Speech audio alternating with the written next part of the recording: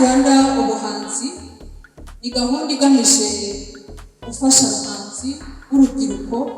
Hari igihe tuvuga abahanzi bari kuririmba gusa cyangwa se bakaba gushushanya, ariko hano iyo tuvuze ngo ArtRwanda-Ubuhanzi abakuriye ibyiciro bigera kuri 3. Imbamutima zanjye ziragutaka, wowe watambye uza kuntora, ntunate kandi bizantunga. Iyo utabaho simba ndi umuhanzi ndi uyu munsi. ArtRwanda, wewe nzi imitobe myinshi muri ArtRwanda ukayungurura, ugahera mu mudugudu, mu karere ukazamuka, ku rwego rw'igihugu umwikamira ukaboneka. Nanjye ubundi mu bawe ndi uwawe, nyobwa na benshi mbaho ubuhanga, bimwe wampaye nibyo mbahata. ArtRwanda, ArtRwanda y'abanyarwanda, intandamura ku rubyiruko rw'u Rwanda. Iyo dutoje kutiganda no kudatandamiye dutaramye, itigusha intego ntibibarange. Mwagura impano zanyu, izo mwagabuye mwakamirwa nazo, mubaye muzimuritse mu ruhando, mukaba intore ntimwigande byo kwitinya muti ruhande. Mwajya mbere bizira ubutinde.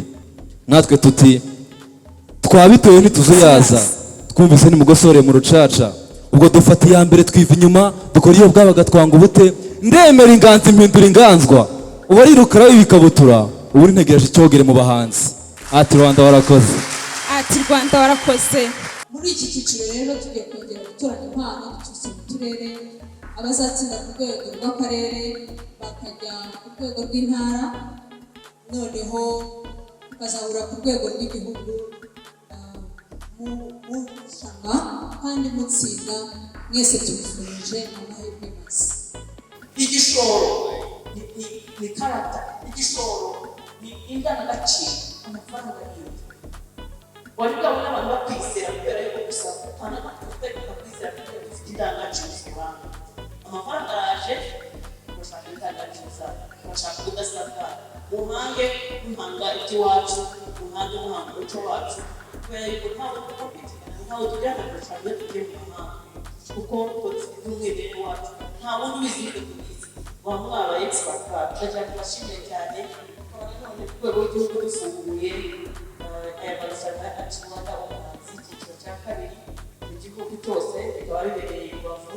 Dushimira cyane kuramba gukorana kuko biyobowe n'abajeni, dushimira n'abaduhaye maze hano nabo ni abajeni, tukabashimira namwe bajeni mwese. Amahirwe ni yose, murakoze cyane.